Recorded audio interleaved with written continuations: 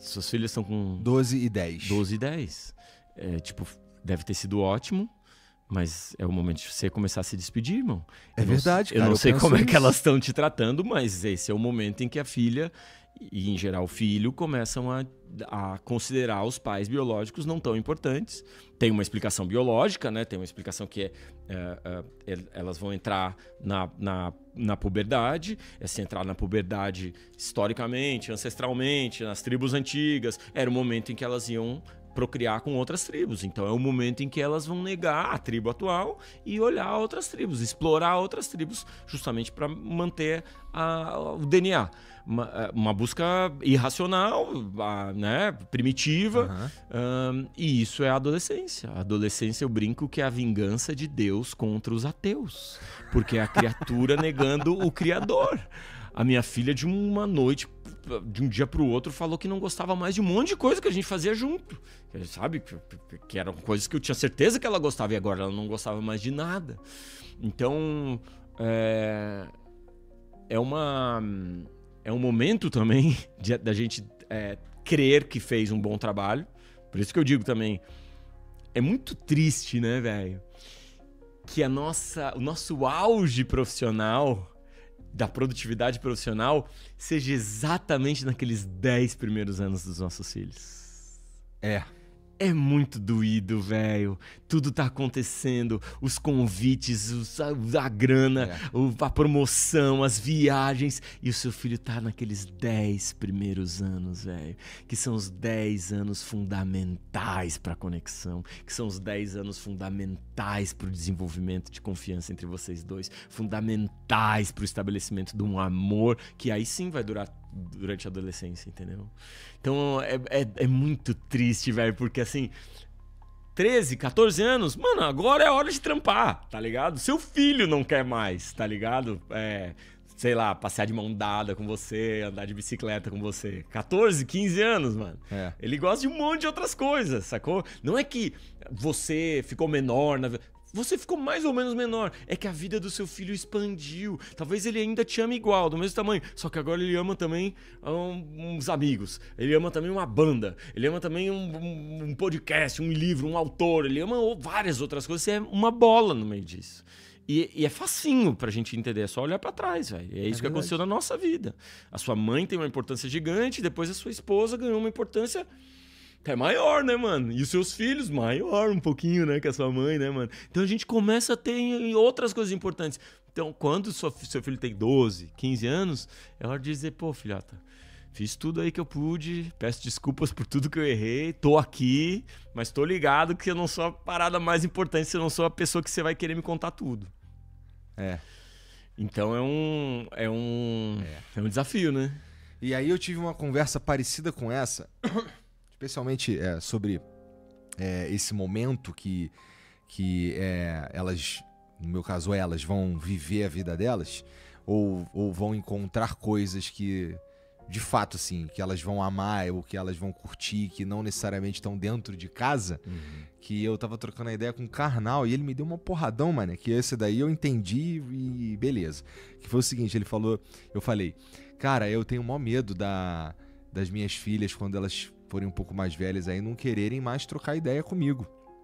Que que elas não vão querer, sei lá, me contar o que acontece com o namoradinho, ou na escola, ou no, sei lá, no que elas estiverem fazendo. E aí ele falou pra mim assim, meu irmão, eu falo assim, o seu projeto como pai será bem sucedido quando as suas filhas não precisarem mais de você. E eu fiquei, caralho, é verdade. Minha mãe a vida inteira falou que cria os filhos pro mundo, né? E a gente tentar negar isso daí, pode ter certeza que falharemos, né? Porque não é assim que funciona, no fim das contas, certo? Eu acho que a gente falha em 2 momentos. Nesses 10 anos aí que a gente trabalhou demais, que a gente foi duro demais, foi agressivo demais, repetiu os traumas que fizeram com a gente. Esses 10 anos, que eram os anos que o seu filho tá olhando pra você com toda a expectativa de que você seja amoroso, cara. O seu filho só quer a sua atenção. Ele pula num pé só no sofá, diz, olha, pai, olha, pai. O que ele tá te pedindo? Ele tá te pedindo, olha, pai. A gente, ignorante, estúpido, gasta milhões em um monte de bugiganga. O seu filho não tá pedindo as bugigangas, velho. O seu filho tá pedindo, olha. Só olha, é de graça, pai. Dorme comigo, pai. É de graça. Conta uma história antes de dormir. É de graça. É tudo de graça. Ele só tá pedindo isso. E aí a gente erra ignorantemente porque tá trabalhando demais, porque vê os outros fazendo, dá um tablet, dá um celular, deixa no tablet que ele fica tranquilo. A gente ignora o nosso filho por 10 anos, velho. Naqueles 10 anos que era o momento que ele tá nos olhando e dizendo assim, papai, papai, papai, papai, papai. A gente ignora o cara. E o John Bowlby, um cientista bem importante, ele tem a trilogia do apego. Ele estudou crianças que foram abandonadas pelas mães, inclusive às vezes por períodos curtos, tipo 3 dias. Os bebês devolvem o ignorar. A mãe volta 3 dias depois, o bebê sofreu tanto na separação, no não cuidado, que ignora a mãe, velho. Vira a cara pra mãe. Não é que nem um labrador, que a mãe voltou, vai correndo. Dói tanto, velho, a não percepção de ser amado pra criança. Dói tanto ser ignorado, velho, pelo pai, pelos cuidadores. Dói tanto ser criado pela babá, irmão. Dói tanto ser abandonado por um pai. Que a criança desenvolve sistemas de autoproteção. Que é tipo assim, ok, então eu não sinto. Ela para de sentir. Ela prefere não sentir nada. De tanto sofrimento que é. Tem um pesquisador que chama Jaak Panksepp. Ele fala que a gente tem tipo 7 sistemas no nosso cérebro. 7 sistemas. Ele desenvolveu um negócio chamado neurociência afetiva. E ele fala que um dos sistemas é o panic grief. O panic grief é o pânico que um mamífero, qualquer mamífero, sente quando é separado da mãe e do pai. Quando é separado do cuidador. O pânico de que vai morrer. Então, cara, esses 10 anos, especialmente os 1000 primeiros dias, mas tipo, esses 10 anos, eles são tão importantes pra gente estar lá e aumentar um senso de segurança no filho. A segurança vai ser desenvolvida nesses 10 primeiros anos. Por quê? 11, 12 anos é hora da gente fazer o outro trabalho, que é vai que você consegue. Vai que você consegue. Que dói demais, velho. Porque você trabalhou esses 10 anos de amor, afeto e conexão. Você trabalhou esses 10 anos pra vocês serem parceiros e eles te contarem tudo como você quer. E depois você tem que fazer o trabalho inverso, que é vai lá, brilha, voa, pega ônibus, vai lá com suas amigas, sai na balada, se forma, vai morar sozinha, casa. Choradeira. Mas esse é o seu papel, irmão. Chorando, pode chorar, irmão, pode chorar. Mas é os 10 primeiros anos, amor, segurança, eu te amo. Aqui você tem sempre segurança. A vida é difícil, mano, mas eu não vou ajudar a vida. Eu não vou ajudar a vida a te machucar. Eu vou te ajudar a te se curar. Proteção, cura, segurança e afeto. Beleza? Agora, 11, 12, 13, vai lá. Que dói no pai, é óbvio que dói. E esse vai lá pode ser até comunicado, tipo, dói no pai, mas eu acho que você tem que ir. Dói no pai, mas eu acho que você tem que fazer isso sozinha. Dói no pai, mas eu acho que você tem que seguir essa carreira. Pode comunicar que dói, porque até fortalece a segurança, fortalece o ninho, fortalece o lugar pra correr quando tudo dá errado. Mas o nosso papel é dizer vai, agora vai. Isso aí é uma parada que eu penso bastante, que é... Pô, por mais quanto tempo que eu terei aqui o contato diário com as minhas filhas, porque eu sei o que eu fiz, né? Quando eu comecei a ser independente, eu fui embora. Não olhou pra trás. Pois é. Vai acontecer a mesma coisa. E vai acontecer a mesma coisa. Não adianta pensar ou sonhar com a ideia de que não vai. Até porque a gente nem quer isso de verdade. Os filhos, também. Eles são muito generosos, tá? É isso que você falou. Não precisa esperar isso.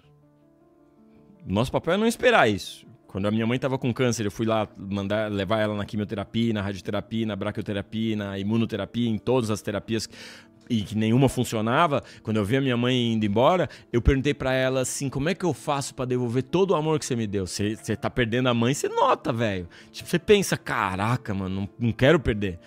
Ela disse assim, você passa adiante.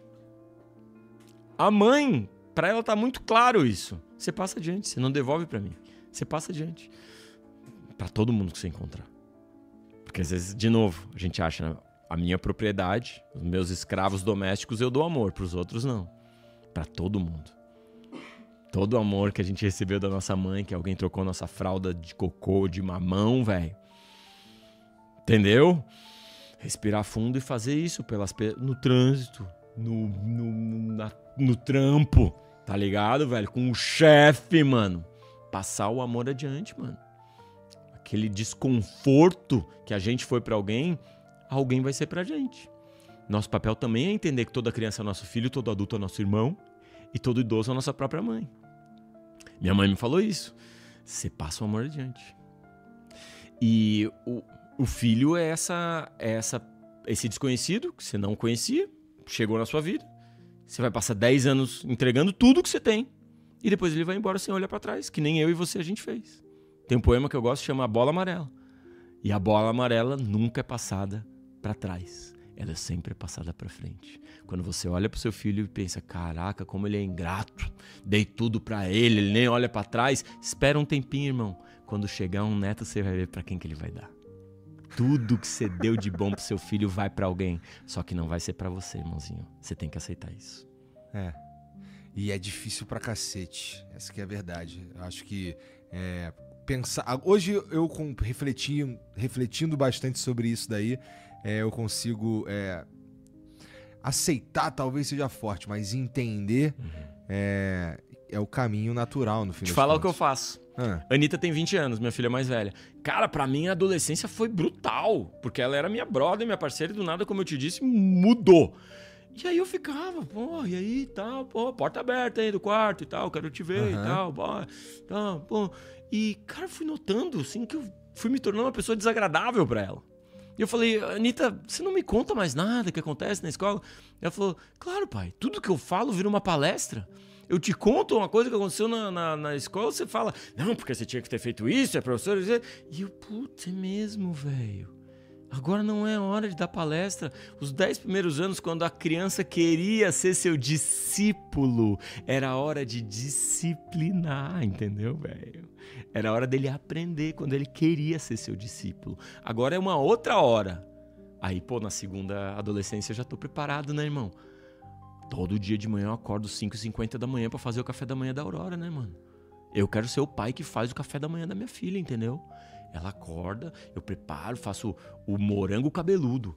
É um morango que eu ponho Nutella, entendeu? Pô, as nossas paradas. 13 anos, entendeu, irmão? Tô sabendo meu espacinho ali. Eu tenho uns espacinhos ali. Aí, ontem à noite ela falou, pô, pai, fica ali, põe pra dormir, me esquenta ali, que tava frio em Curitiba, 1 grau. Eu, claro, e tal. E ela começa a falar do livro novo dos Jogos Vorazes. Eu não faço ideia o que é Jogos Vorazes, irmão. Não, porque o Hamish não sei o que, e o Tordo não sei... E o que... é mesmo, filho? Que coisa. O que eu fiz hoje? Baixei o livro novo dos Jogos Vorazes. Eu vou ler o livro do Hamish pra gente ter algo pra falar, entendeu, irmão? Eu sei que eu não sou a coisa mais importante, mas eu tenho os meus espacinhos de conexão ainda. Por quê? Como eu disse, aqueles 10 primeiros anos vão definir se você é uma pessoa segura de estar perto, velho. E quando o bicho pegar, o seu filho vai correr pra onde é seguro, velho. E eu não quero que quando o bicho pegue, o lugar mais seguro que ele olhe seja a internet, ou seja um amigo, entendeu, velho? Eu quero que ela tenha referências de segurança, de poder falar coisas. Então a gente precisa criar alguns espaços em que, tô aqui e sou uma pessoa segura, agradável. Não sou um antagonista. Tava fazendo uma vez uma publicidade lá em casa. E um cara me filmando assim, e eu mandando esses plá aí que eu tô mandando pra você. E aí o cara começou a chorar, o câmera começou a chorar. Um gurizão, 23 anos, todo de preto, como todos os câmeras, todo mundo trabalha com vídeo, só se veste de preto. E aí desligou a câmera, veio falar pra mim, ô irmão, você falou essas paradas aí, eu lembrei, meu pai era o meu maior inimigo. E um dia, ele me ligou e falou, cansei de brigar com você, filho. Vamos ser amigo? E o filho disse, vamos. E ele chorando disse, meu pai virou meu melhor amigo, velho. Mano, eu fiquei tão feliz porque sempre é tempo, tá ligado? Sempre dá. Mas meu filho já tem 30. Dá, velho. Dá. Meu filho tem 45. Ainda dá, velho. Eu não tô falando de você ser a pessoa mais importante do mundo pro seu filho. Você não vai ser. Mas você ser uma presença agradável pro seu filho. Porque é muito bom, velho, morrer rodeado de gente. Com certeza é melhor do que morrer sozinho. Todas as pesquisas. Harvard passou 80 anos estudando felicidade. E estudou gente muito rica e muito pobre, religiosos e não religiosos, e gente que fumava e não fumava, e bebia e não bebia. E no final, a grande sacada do maior estudo sobre felicidade de Harvard é: quem tem mais familiar, amigo, neto, filho por perto é mais feliz.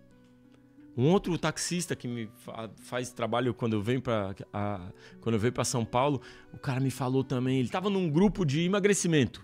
E no grupo de emagrecimento, uma mãe, uma mulher que estava emagrecendo, falou: que bom que o meu pai morreu, ele era o meu maior inimigo. E no que ele ouviu isso, veio com uma força para ele pensou: caraca, eu sou essa figura pro meu filho. Porque ele era essa figura autoritária, cobrando, agressiva.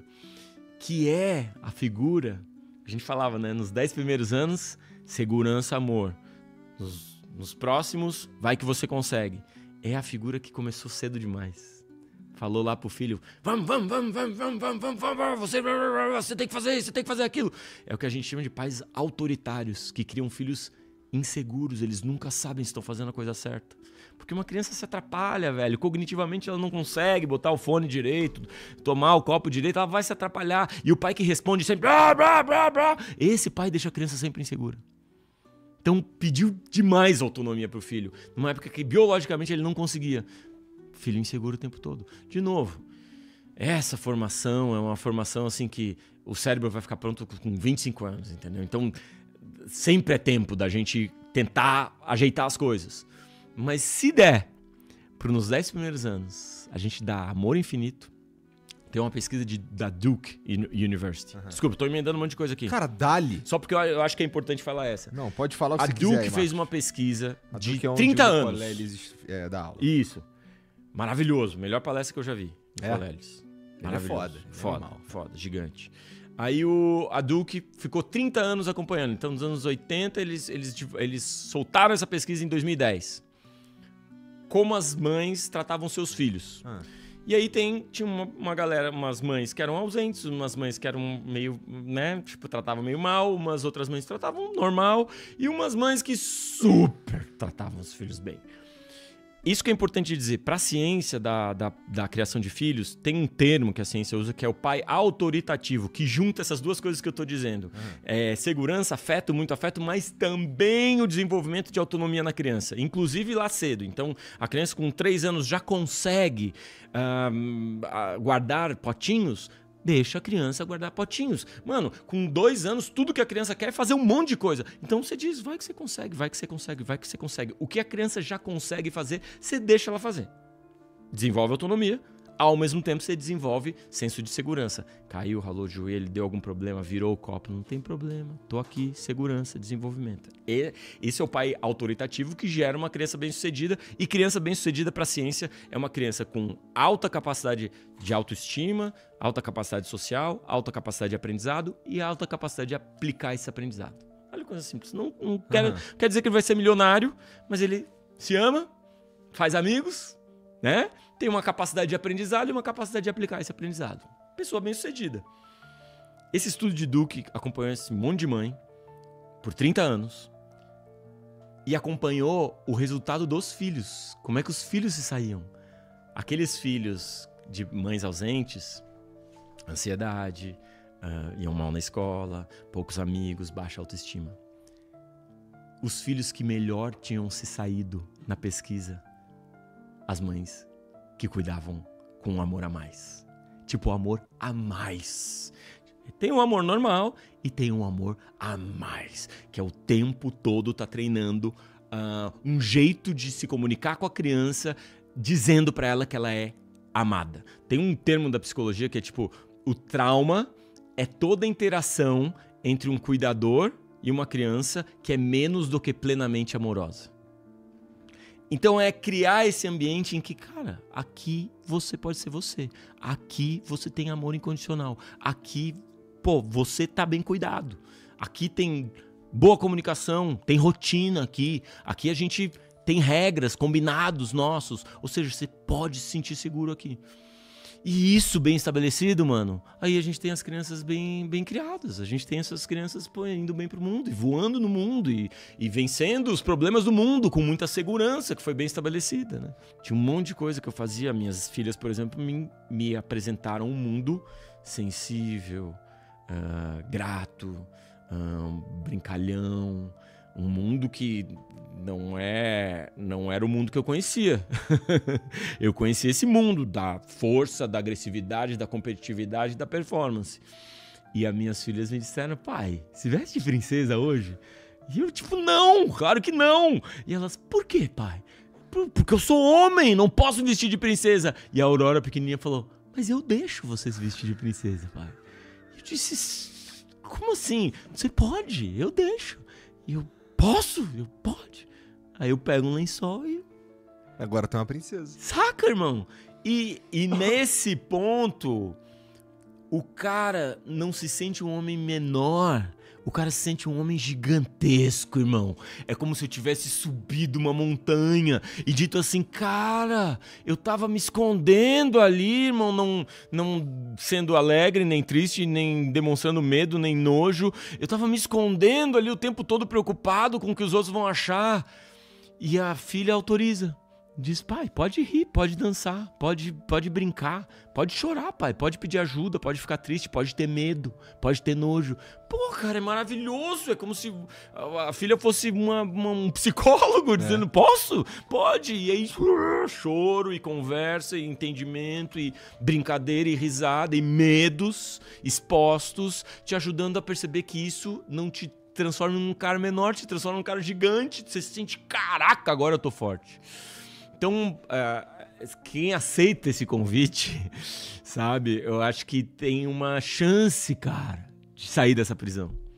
Porque, na verdade, é uma prisão. A gente é a maioria dos moradores de rua, a maioria dos caras que estão em prisão, da população carcerária. A gente é a maioria dos homicídios, dos bêbados. A gente é a maioria dos homicídios feitos e sofridos, cara. A gente se mata 4 vezes mais que as mulheres, cara. A gente tem um cenário de doença crônica masculina, mano. Que eu sempre dou a dica pros pais, né? Cara, então aproveita agora. É agora. É uma chance, é um convite que você tá tendo aí de se reconhecer, de se lembrar. E alguns pais se veem no filho, né? Eu não tenho um menino, mas eu vejo muitos pais que dizem assim: caraca, mano, sou eu no moleque. E tem essa coisa, eu acho que tem essa coisa de se apaixonar pelo moleque também nisso, de tipo, caraca, mano, sou eu ali. Então é a minha chance de fazer melhor, é a minha chance de, pô, né, tipo, amar mais, abraçar mais, né, ser mais afetuoso do que o meu pai foi, né? Então é uma cura de trauma. E aceitar esse convite, assim, transforma de fato assim, um monte de coisa. Inclusive, você estava falando mais cedo aí na relação com, se for o caso de estar ali, né, da esposa, da mãe do seu filho, no fim das contas, né? Eu tenho a felicidade de estar com a minha 20, você com a tua 22. Mas com certeza, assim, a chegada da Luísa, que é a minha segunda filha ali, foi assim, indispensável, assim. Não sei se a Mariana vai estar assistindo isso aqui, mas uma das coisas Mariana, sua esposa? Mas uma das coisas que eu lembro foi que, putz, a Luísa ajudou bastante a gente nesse sentido mesmo, sabe? Depois a gente, não é como se a gente não tivesse tido outras crises também. Mas felizmente, assim, à medida que a gente foi ficando mais velha, elas foram ficando mais escassas, né? Mas, com certeza, se não tivesse as nossas filhas, a gente não tava nem junto mais, né? Então, assim, a chegada das duas, elas foram como se fosse um gás novo no relacionamento, do ponto de vista de amadurecimento, cara. Porque quando tu é jovem, muito do que você, pelo menos assim, no meu caso, muito do que acontece ali tá ligado à paixão, tá ligado a umas paradas que podem vir a se transformar em amor depois, e amor é uma decisão, pelo menos do jeito que eu enxergo, que são assim, a chegada da Carol e depois da Luísa, assim, foram pra mim pontos de virada nessa visão. Porque isso que você tá falando do jeito de como a gente é, como a gente cresce, como a gente é desenhado pra ser do ponto de vista social, de fato, uma criança é um convite a repensar uma porrada de coisa, né? De você ver como no meu caso, como a Mariana se dedica a elas e como eu posso estar ali para ajudar de uma forma ou de outra. Hoje, talvez, perdão, amor, porque assim, eu me sinto insuficiente no que eu poderia estar fazendo, no fim das contas. Mas, assim, eu tento mesmo ser o melhor que eu consigo. Performance. E aí tu vai encher meu saco a noite inteira com essa daí, porque, cara... Não, eu entendo o que você tá falando, né? Você topou o desafio. Né? Eu quero ser um bom pai. Eu quero ser um bom marido. Porque é isso que... Porque assim, eu fui percebendo que, putz, eu não quero uma casa maior, eu não quero um carro mais foda, eu não quero... Não que tenha alguma coisa errada em querer isso. Eu quero mesmo que a minha família seja feliz. É isso que eu quero mesmo, sabe? Então, todos os meus acertos e os meus erros, eles têm a ver com a tentativa de fazer com que todo mundo viva a melhor vida possível, com as melhores oportunidades possíveis e porra, nesse sentido eu me coloco facilmente, inclusive, em segundo plano, assim. Eu me sinto até menos importante nessa equação, sabe? Provavelmente isso não é exatamente saudável, mas é o jeito que eu lido, pelo menos. Então, é que a gente sempre vai achar, né, que o amor é essa subtração de amor próprio. E é o contrário. Quando você se ama plenamente, a compaixão só é completa quando você se inclui. Então, quando você se coloca no ambiente familiar, né, eu tô te falando algo que são coisas que eu percebi ao longo da minha relação com a minha família. Você acha que declarar que você é menos ou insuficiente ou que tipo, eu vou me colocar em segundo plano, esse é o tipo nosso amor. É o nosso amor de abnegação e sofrimento. Mas o amor familiar, ele é completo quando você também tá lá, cara. Fazendo as coisas que você gosta de fazer. E seus filhos estão lá também fazendo coisas que eles gostam de fazer. Sua esposa está lá também fazendo coisas. E vocês conseguem achar esse ambiente, esse momento, esses momentos em que vocês são felizes juntos. E você está plenamente se respeitando. Você está plenamente lá se respeitando. E elas, todo mundo estão lá se respeitando e estão plenamente lá. Então, no fundo, essa que é a busca, né? De uma família feliz que consegue fazer isso, que tem combinados que acertam isso. Porque não existe família feliz, velho, se o pai estiver mal, cara. E não existe família feliz se os filhos estiverem jogados de lado. E não existe família feliz se a esposa estiver sobrecarregada também, cara. Então, a busca da família é esse combinado constante, ou esse recombinado de tempos em tempos. Ó, tá ruim aqui, tá pesado pra mim. Tô cansado, ou preciso disso, preciso daquilo, preciso de vocês. Se incluir, né, no processo. Agora, são fases, né, mano?